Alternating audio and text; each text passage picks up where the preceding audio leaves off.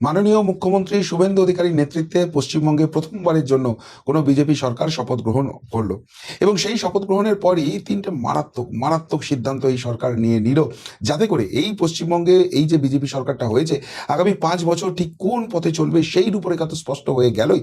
তার পাশাপাশি এই সরকার যে জনতার সরকার এবং সব থেকে বড় কথা এই সরকারের ক্যাপ্টেন অর্থাৎ মুখ্যমন্ত্রী যাকে করা হয়েছে সেই শুভেন্দু অধিকারী, তিনি যে হিন্দু হৃদয়ের নেতা, সঠিক লক্ষ্যে সিদ্ধান্ত দেওয়া হয়েছে, এই মেসেজও কিন্তু কেন্দ্রীয় নেতৃত্বের কাছে চলে গেল। এবং সব থেকে গুরুত্বপূর্ণ যেটা হচ্ছে যে আজকে না হয় সরকারটা পথ চলা শুরু করলো, কিন্তু আসল খেলা কিন্তু সোমবার বাকি রয়েছে। টান টান উত্তেজনাময় অনেকগুলো জিনিস পরপর।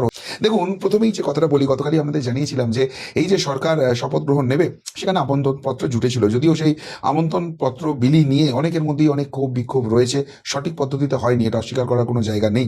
কিন্তু সেই বিতর্ক এড়িয়ে যেটা দেখা গেল যে আমি যখন পৌঁছেছি 11টা থেকে অনুষ্ঠান শুরু হওয়ার কথা, আমি মোটামুটি 9টা, সাড়ে 9টা, 9:15 দিকে ঢুকে গেছি, কিন্তু সেই ফোর্ট উইলিয়ামের কাছে আমাকে গাড়ি থেকে নেমে যেতে হয়েছে এবং সেখান থেকে হর্ন লাগাতে হয়েছে।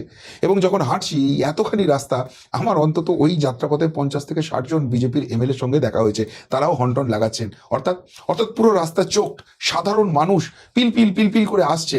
তার মানে এই সরকারটা যে সত্যি সত্যি জনতার সমর্থন নিয়ে এসেছে, মানুষের হৃদয়ের সরকার হয়েছে, ওখান থেকেই কিন্তু ছবিটা স্পষ্ট হয়ে যাচ্ছে। এরপর ভিআইপি টিকিট মিলেছিল, ভিআইপি পাস মিলেছিল, কিন্তু গিয়ে দেখি ভিআইপি ভিভিআইপি সাধারণ মানুষ সব মিলে মিশে একাকার হয়ে গেছে। সব থেকে বড় কথা, আমার বন্ধু মানব গুহ মেমারি থেকে এখন বিধায়ক, সেই মানব গুহকেও তার সাংবাদিক বন্ধুদের সঙ্গে বসতে হয়েছে, তার জন্য নির্দিষ্ট যে এমএলএ আসনটি রয়েছে সেইখান অব্দি পৌঁছতে পারেনি, এতই মানুষের স্বতঃস্ফূর্ত আবেগ ছিল।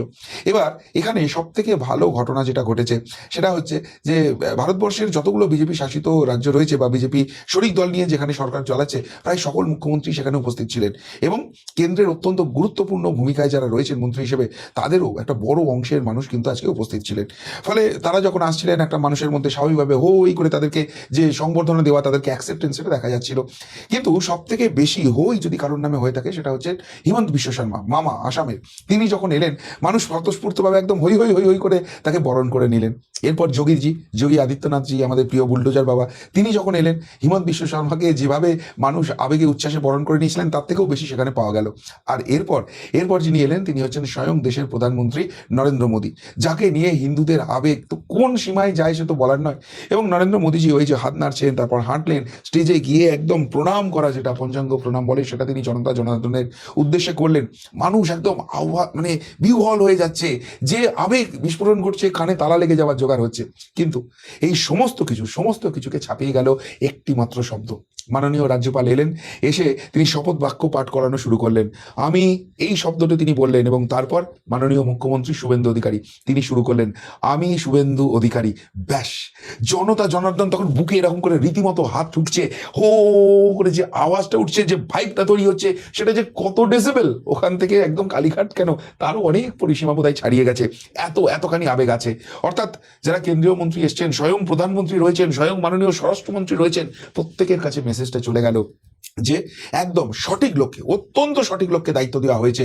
এই সরকারের উপর জনতার আস্থা আছে এবং সরকারের ক্যাপ্টেন যিনি শুভেন্দু অধিকারী, তার উপরও কিন্তু মানুষের অসম্ভব আস্থা আছে, অনেক প্রত্যাশা আছে। এবার সরকার কিভাবে চলবে না চলবে সে তো আগামী বেশ কিছুদিনে তার ছবিটা স্পষ্ট হয়ে যাবে। কিন্তু মুখ্যমন্ত্রী হিসেবে শুভেন্দু অধিকারী শপথ নিলেও তার সঙ্গে আরও 5 জন তার মন্ত্রিসভায় যারা থাকবেন তারা শপথ নিলেন। দিলীপবাবু শপথ নিলেন, অগ্নিমিত্রাদি শপথ নিলেন, নিশীথ প্রামাণিক শপথ নিলেন, অশোক কীর্তনিয়া নিলেন এবং ক্ষুদিরাম টুডু, এই কজনই মাত্র শপথ নিলেন। অর্থাৎ পুরো মন্ত্রিসভার চিত্রটা পরিষ্কার নয়। এটা আগামী সোমবার হতে চলেছে। সোমবার অনেকগুলো খুব গুরুত্বপূর্ণ ঘটনা রয়েছে, এক এক করে বলছি। কিন্তু এই মন্ত্রিসভার শপথ হয়ে যাওয়ার পরই খুব সংক্ষিপ্ত অনুষ্ঠান হলো, তারপরে সকলে বেরিয়ে গেলেন। শুভেন্দুবাবু একের পর এক ধামাকাদার কাজ করে গেলেন এবং তার মধ্যে 3টি যে জায়গা রয়েছে আমি বলবো সেটা তো অত্যন্ত গুরুত্বপূর্ণ করেছেন। এই সরকার কি মোডে চলবে এইখান থেকেই কিন্তু স্পষ্ট হয়ে গেল। যেটা সব থেকে গুরুত্বপূর্ণ, সেটা সন্ধ্যেবেলায় খবরটা এলো, যিনি এই এসআইআর প্রসেসটা স্পেশাল অবজারভার হিসেবে এবং আমাদের যে নির্বাচনটা হলো সেই নির্বাচনটাও স্পেশাল অবজারভার হিসেবে সামলেছেন সেই সুব্রত গুপ্ত, মাননীয় সুব্রত গুপ্ত সাহেবকে সরাসরি মুখ্যমন্ত্রীর প্রধান পরামর্শদাতা করা হলো। অর্থাৎ যে চটিচাটা আমলাদের নিয়ে এতদিন মমতা ব্যানার্জি সাম্রাজ্য চালাতেন, তার ঢাকি সমেত বিসর্জন। একজন সত্যিকারের সৎ রাষ্ট্রবাদী মেরুদণ্ড সোজা রাখা মানুষ, তাকে কিন্তু এই রাজ্যের জন্য অত্যন্ত অত্যন্ত গুরুত্বপূর্ণ ভূমিকায় রাখা হলো। একটা মানুষ যিনি বাঙালি, বাংলার ভূমিপুত্র, যিনি বাংলার ভালো করতে চেয়েছিলেন, শুধু চটি চাটতে চাননি, যে কারণে যোগ্যতা থাকা সত্ত্বেও যাকে মুখ্য সচিব করা হয়নি, সেই সুব্রত গুপ্ত সুযোগ পেয়ে দেখিয়ে দিয়েছেন তিনি বাংলা এবং বাঙালি ঠিক কতখানি ভালো করতে পারেন। আর এবার সেই ভালোত্বটাকে কাজে লাগানোর জন্য এই সরকার প্রথম দিনেই তাকে একদম সম্পৃক্ত করে নিল সরকারের জন্য, এবং স্বয়ং মুখ্যমন্ত্রীর প্রধান পরামর্শদাতা করা হলো। এছাড়াও শুভেন্দুবাবু ওখানে শপথ গ্রহণের পরই যে কাজটা সব থেকে আগে করলেন, ওই ময়দানি একটা টেন্ট আছে, সেই টেন্টের মধ্যে তাপস রায় এবং আরো কিছু গুরুত্বপূর্ণ নেতাকে নিয়ে তিনি সরাসরি মুখ্য সচিব এবং স্বরাষ্ট্র সচিব তাদের সঙ্গে বৈঠক করলেন। কেন বৈঠক, কি হয়েছে, অবভিয়াসলি সেটা গোপন বৈঠক হয়েছে, বিস্তারিত আসা সম্ভব নয়। কিন্তু যেটা সংবাদ মাধ্যমে আলোচনা চলছে যে এই মুহূর্তে পুরো মন্ত্রিসভা হয়নি, কার কোন মন্ত্রক সেটা বন্টন হয়নি, মন্ত্রিসভার প্রথম বৈঠক হয়নি। সুতরাং এই জায়গায় রাজ্যের যে অ্যাডমিনিস্ট্রেশন রয়েছে, রাজ্যের যে পুলিশি সিস্টেম রয়েছে, সেটা কিছুটা অভিভাবকহীন হয়ে পড়েছে। এবং সেই জায়গা থেকে আমরা দেখছি বেশ কিছু মর্মান্তিক ঘটনা ঘটে যাচ্ছে। যারা বিজেপি কর্মী সমর্থক তারা কিন্তু নিজেদের নামটা ধরে রেখেছে, তারা কিন্তু কোনো গুন্ডা অশান্তি এই ধরনের কাজ করছে না। কিন্তু এই মমতা অভিষেক যে গুন্ডারাজ গত 15 বছর ধরে তৈরি করেছে, তাদেরকে আবার ইনস্টিগেট করা হচ্ছে, এবং তারা নেমে এসে একের পর এক যে কাণ্ড করছে সেটা কিন্তু মেনে নেওয়া যাচ্ছে না। পরিষ্কার বোঝা যাচ্ছে একটা ইন্টেনশন, যে একটা দাঙ্গা লাগিয়ে দেওয়া, একটা ঝামেলা লাগিয়ে দেওয়া, সেইটাকে কড়া হাতে ট্যাকেল করতে হবে। সেই নিয়ে কি বৈঠক হয়েছে, এই নিয়ে আলোচনা চলছে। এর পাশাপাশি অ্যাডমিনিস্ট্রেশন তাদেরকে কি পুরো বার্তা দেওয়া হলো মুখ্য সচিবের সঙ্গে বৈঠক করে, যে এবার কিন্তু অ্যাডমিনিস্ট্রেশনকে ফ্রি হ্যান্ড দেওয়া হবে, কিন্তু কড়া নজরদারি থাকবে, ওই করে কমে পাইয়ে দেওয়ার জায়গা আর অ্যাডমিনিস্ট্রেশনে চলবে না। সেই বার্তায় কি দেওয়া হয়েছে? অর্থাৎ সোমবার 48 ঘন্টা এখনো মাঝখানে রয়েছে, খুব ক্রিটিক্যাল পিরিয়ড, যতক্ষণ না মন্ত্রিসভার এক্সটেনশন হচ্ছে এবং মন্ত্রক বন্টন হচ্ছে, ততক্ষণ পর্যন্ত কিন্তু এই জায়গাটা মুখ্য সচিব এবং স্বরাষ্ট্র সচিবকে অত্যন্ত দায়িত্ব নিয়ে করতে হবে। এই জায়গাটাই কি এস্টাবলিশ করলেন। এরপর যেটা শুভেন্দু অধিকারী খুব ভালো কাজ করলেন, সেটা হচ্ছে সরাসরি জোড়াসাঁকোতে চলে গেলেন। দেখুন, আজকে রবীন্দ্রনাথের জন্মদিন, রবীন্দ্রনাথ ঠাকুর আমাদের হৃদয়ে আছেন, দুর্গাপুজোর থেকে কোনো অংশে কম নয় আজকের দিনটি। এবং এই যে বারবার বিজেপিকে অ্যাটাক করা হতো, বিজেপি বহিরাগত পার্টি, তারা বাংলা এবং বাঙালিকে কতখানি সম্মান করে, সেটা এই 25শে বৈশাখ এই শপথ গ্রহণ অনুষ্ঠান করানোর মধ্যে দিয়ে নরেন্দ্র মোদী, অমিত শাহরা বুঝিয়ে দিলেন। কিন্তু শুভেন্দু অধিকারী সেটাকে আরো একটা ধাপ এগিয়ে নিয়ে গেলেন। শপথ গ্রহণ শেষ হয়ে যাওয়ার পরই তিনি কিন্তু জোড়াসাঁকোতে রবীন্দ্রনাথ ঠাকুরের যেটা ভিটে, সেখানে চলে গেলেন এবং সেখানে গিয়ে তার যে মাল্যদান থেকে আরম্ভ করে অন্যান্য জিনিস সেটা করলেন, এবং পরিষ্কারভাবে সেখানে তিনি বার্তা দিয়ে দিলেন তিনি কিন্তু এখন সকলের মুখ্যমন্ত্রী। সুতরাং তার যারা সমালোচনা করছেন সেই নিয়ে সময় নষ্ট করতেই পারেন, কিন্তু তিনি এই রাজ্যের প্রচুর কাজ বাকি আছে, সেই ডেভেলপমেন্টের কথা ভাববেন, সকলের কথা ভাববেন, যারা ভোট দিয়েছেন তাদের কথাও ভাববেন, যারা ভোট দেননি তাদের কথাও ভাববেন, সকলকে নিয়ে এগিয়ে যাবেন, চড়ৈবতী মন্ত্রে চলবেন। অর্থাৎ যে জায়গাটা দিয়ে শুভেন্দু অধিকারীকে ঘেরার চেষ্টা করছিল তৃণমূল কংগ্রেস সপাটে, সেটা বাইরে ফেলে দিলেন, যে যারা আমাদের ভোট দেয়নি তাদের কথা ভাববো না। তিনি এখন রাজ্যের মুখ্যমন্ত্রী, রাজধর্ম পালন করার কথা, সেই বার্তা কিন্তু তিনি স্পষ্টভাবে দিয়ে দিলেন। এবার করবেন কি করবেন না সেটা তো ভবিষ্যতের করবে, কিন্তু এই মেসেজটা যাওয়াটা অত্যন্ত দরকার ছিল এই জনতার সরকারের কাছ থেকে, আর সেটাই মুখ্যমন্ত্রী হিসেবে, ক্যাপ্টেন হিসেবে একদম অত্যন্ত দায়িত্ব নিয়ে শুভেন্দু অধিকারী করে দিলেন। এরপর শুভেন্দু অধিকারী ছুটে গেলেন কার্তিক মহারাজের কাছে, যে কার্তিক মহারাজ না থাকলে এই রাজ্যের হিন্দুদের বাঁচানো যেত না। অসাধারণ সংগ্রাম করেছেন, এবং সেই জন্য একজন সাধু মানুষ, একজন সন্ন্যাসী মানুষ হওয়া সত্ত্বেও এই মমতা অভিষেকের জন্য, তাদের চটিচাটা অ্যাডমিনিস্ট্রেশনের জন্য অনেক অনেক কিন্তু তাকে ক্ষতি স্বীকার করতে হয়েছে। তা সত্ত্বেও হিন্দুদের এই বাঁচানোর লড়াইয়ে 1 ইঞ্চি জমি ছাড়েননি।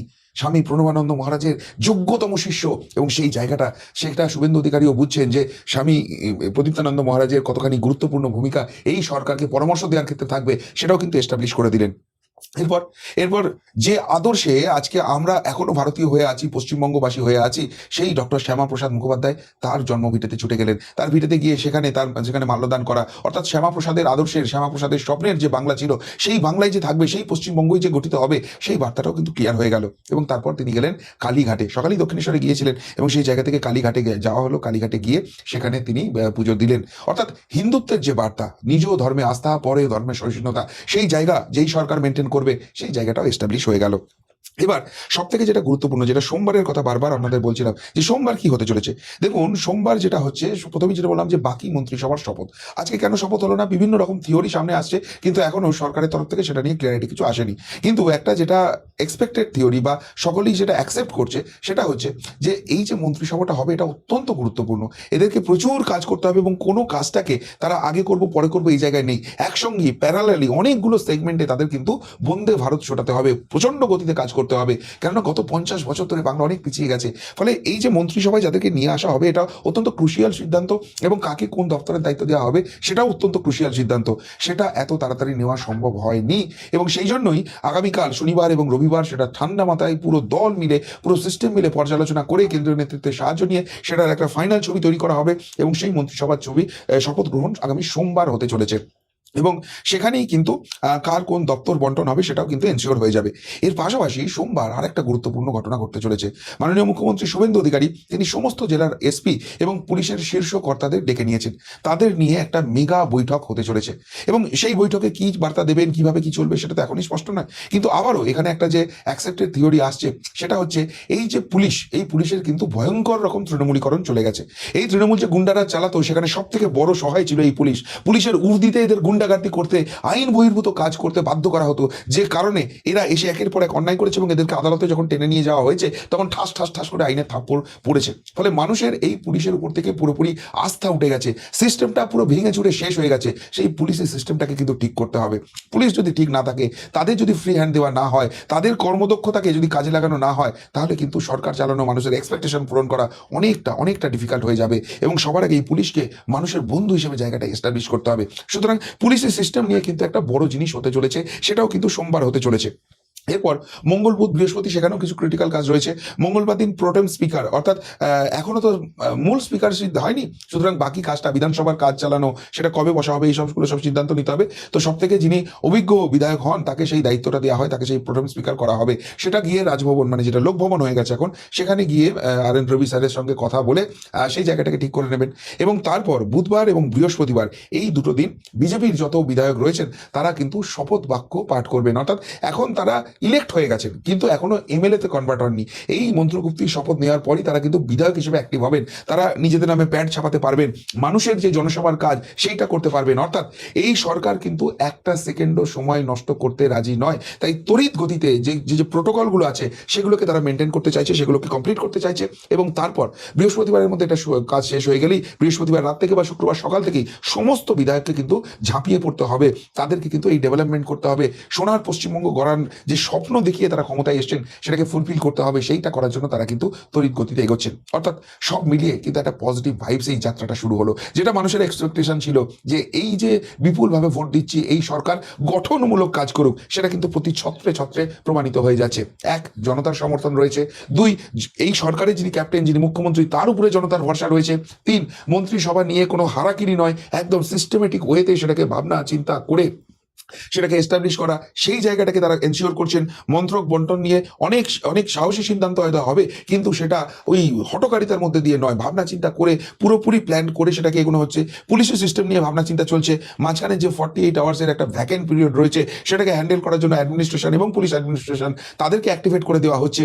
এবং তারপর নিজেদের যারা যোদ্ধা রয়েছেন যাদেরকে দিয়ে আগামী 5টা বছর এই রাজ্যটাকে সত্যিই সোনার বাংলায় রূপান্তরিত করার কাজ হবে, তাদেরকে তড়িৎ গতিতে ময়দানে নামানোর পরিকল্পনা, সেই জায়গাটাও এনশিওর করা হচ্ছে।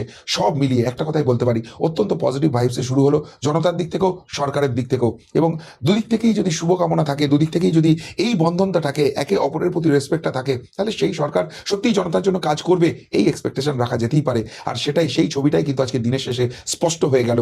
এবং এই সরকার যে ডেভেলপমেন্টে যাবে, এই সরকার যে বেটারমেন্টে যাবে, এই সরকার যে সবার জন্য কাজ করবে, সেখানে সুব্রত গুপ্তের মতো এত অভিজ্ঞ লোক, যাকে মমতা বন্দ্যোপাধ্যায়রা ব্যবহারই করলো না নিজেদের ইগো স্যাটিসফাই করার জন্য, নিজেদের ধান্দাবাজি চালাতে পারবে না বলে, তাদেরকে এনে সসম্মানে কাজ করিয়ে এই সরকারকে এগিয়ে নিয়ে যাওয়ার সিদ্ধান্ত অসাধারণ।